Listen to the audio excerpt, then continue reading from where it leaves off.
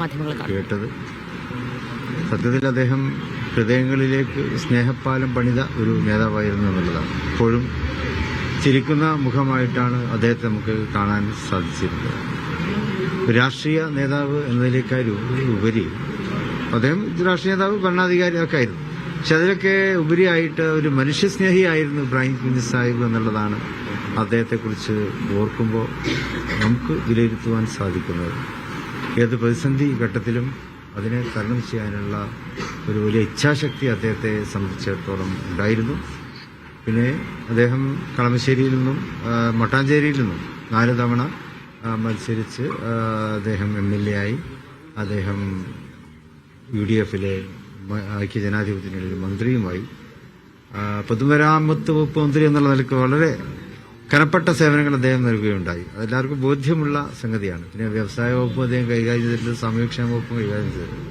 അപ്പോൾ കേരളത്തിൽ ഉടനീളം സഞ്ചരിക്കുമ്പോൾ അവിടെയൊക്കെ പല ഗ്രാമങ്ങളിൽ പോകുമ്പോൾ, ഏതെങ്കിലും ഭാഗങ്ങളിലൂടെയൊക്കെ പോകുമ്പോൾ ഒന്ന് മുസ്ലിം ലീഗിന്റെ പഞ്ചായത്തുകൾ അല്ലെങ്കിൽ UDFന് പിന്നെ ഒരു മേധാശക്തിയുള്ള ഭാഗം, പ്രത്യേകിച്ച് കണ്ണൂർ ജില്ലയിലൊക്കെ പോയാൽ അവിടെ നമുക്ക് കാണാൻ പറ്റും. അവർ പറയുന്നത് ഇബ്രാഹിം സാഹിബ് ഉണ്ടാക്കി തന്ന പാലമാണ്, ഇബ്രാഹിം സാഹിബിന്റെ കാലത്തുണ്ടാക്കിയ റോഡാണ് എന്നൊക്കെ അവർ പറയാറുണ്ട്. അപ്പോൾ രാഷ്ട്രീയ എതിരാളി ഇതൊന്നും നോക്കാതെ, രാഷ്ട്രീയം നോക്കാതെ വികസന പ്രവർത്തനങ്ങൾ കേരളത്തിൽ എല്ലായിടത്തും പിന്നെ നടപ്പാക്കിയതിൽ അതിന് അദ്ദേഹം ഏറ്റവും താല്പര്യം പ്രകടിപ്പിച്ചിരുന്നു എന്നുള്ളതാണ്. അദ്ദേഹം പറഞ്ഞു, മനുഷ്യ ഹൃദയങ്ങളിലേക്കാണ് അദ്ദേഹം എപ്പോഴും ചേക്കേറിക്കൊണ്ടിരുന്നത്. അപ്പോൾ അതുകൊണ്ട് തന്നെ അദ്ദേഹത്തെ മറക്കുവാൻ നമുക്ക് സാധ്യമല്ല. പിന്നെ എറണാകുളത്തെ സംബന്ധിച്ച് നോക്കുമ്പോൾ എറണാകുളത്തിന്റെ ഒരു മതേതര മുഖം തന്നെയായിരുന്നു അദ്ദേഹം. എറണാകുളത്തിന്റെ ഒരു പിന്നെ സാമൂഹ്യ ശാസ്ത്രം അങ്ങനെയാണല്ലോ. അവിടെ എല്ലാ വിഭാഗത്തിൽപ്പെട്ട ആളുകളും എറണാകുളത്തുണ്ട്.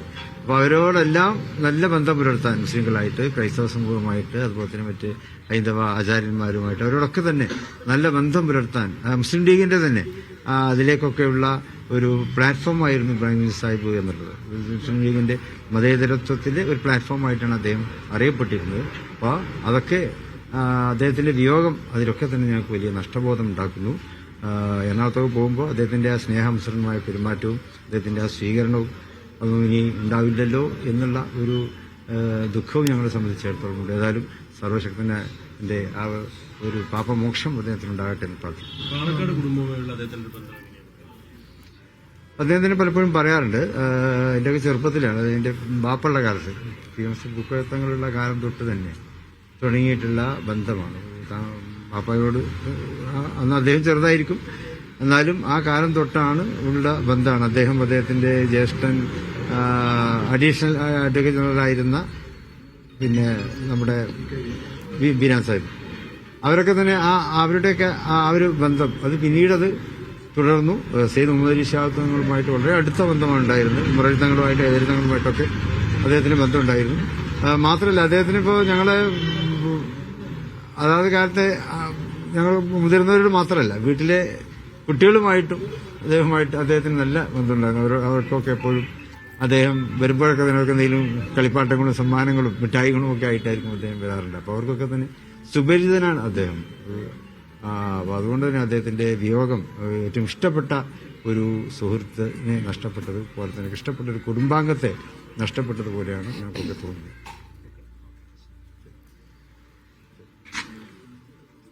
VK ഇബ്രാഹിം കുഞ്ഞിനെ അനുസ്മരിക്കുകയായിരുന്നു സാദിഖ് അലി തങ്ങൾ. തനിക്ക് ഉറ്റ സുഹൃത്തിനെയും കുടുംബാംഗത്തെയും തന്നെയാണ് നഷ്ടമായത് എന്നാണ് അദ്ദേഹത്തിൻ്റെ വാക്കുകൾ.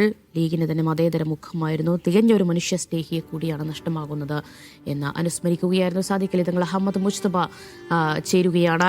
മുസ്തഫ, നമുക്ക് മുസ്ലിം ലീഗിനെ വെച്ച് നോക്കുമ്പോൾ ഇവിടെ മധ്യ കേരളത്തിലായാലും തെക്കൻ കേരളത്തിലായാലും ലീഗിന്റെ വളർച്ചയിൽ നിർണായക പങ്ക് വഹിച്ച ഒരു വ്യക്തിയും ഒരു നേതാവുമായിരുന്നു VK ഇബ്രാഹിം കുഞ്ഞ്.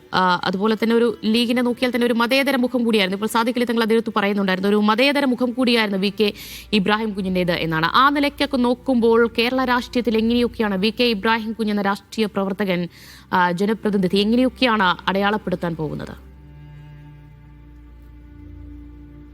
നോക്കൂ, ഈ മലബാർ പൊളിറ്റിക്സിന് അപ്പുറത്തേക്ക് മുസ്ലിം ലീഗിന് മധ്യ കേരളത്തിന്റെ ഈ സമീപകാലത്ത് അഹമ്മദ് കബീർ ഉൾപ്പെടെയുള്ള ആളുകളെ നമ്മൾ അടയാളപ്പെടുത്തിയിട്ടുണ്ട്. അതോടൊപ്പം തന്നെ ചേർത്ത് വെക്കാവുന്ന പ്രധാനപ്പെട്ട ഒരു മുഖം എന്നതുൾപ്പെടെ ഇബ്രാഹിം കുഞ്ഞിന്റെ പേരുമായി നമുക്ക് ചേർത്ത് വെക്കാം എന്നത് ഒരു ചരിത്രമാണ്. അദ്ദേഹത്തിന്റെ അദ്ദേഹം വിട പറയുന്നതോടുകൂടി ആ ഒരു ചരിത്രമാണ് അടഞ്ഞു പോകുന്നത് എന്ന് പറയാതെ വയ്യ.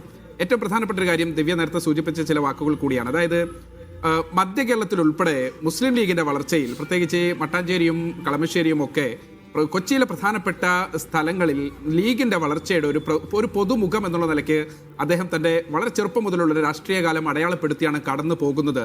അത് മധ്യ കേരളത്തിന്റെ ഏറ്റവും പ്രധാനപ്പെട്ട ഈ മുസ്ലിം ലീഗിന്റെ വളർച്ചയിൽ നിർണായക പങ്ക് വഹിച്ചു കൂടിയാണ് അദ്ദേഹം കടന്നു പോകുന്നത്. നോക്കൂ, MSF-ലൂടെ ആദ്യം തന്നെ വളരെ ചെറുപ്പത്തിൽ തന്നെ രാഷ്ട്രീയ പ്രവർത്തനം ആരംഭിക്കുകയും പിന്നീട് സംഘടനയുടെ തന്നെ എല്ലാ പോഷക ഘടകങ്ങളും, അതായത് വിദ്യാർത്ഥി പ്രസ്ഥാനത്തിലായാലും യുവജന വിഭാഗത്തിലായാലും അതിന് ഏറ്റവും പ്രധാനപ്പെട്ട ഒരു കോർ കമ്മിറ്റിയിലായാൽ പോലും മുസ്ലിം ലീഗിലും യൂത്ത് ലീഗിലും MSF-ലും ഒക്കെ വളരെ സജീവമായി എല്ലാ ഭാരവാഹിത്വത്തിലും പ്രവർത്തിച്ച് അങ്ങനെയാണ് ഒരു ആ സംഘടനാ പ്രവർത്തനത്തിന് ശേഷമാണ് ഒരു പാർലമെന്റേറിയൻ എന്നുള്ള നിലയ്ക്ക് ഒരു രാഷ്ട്രീയ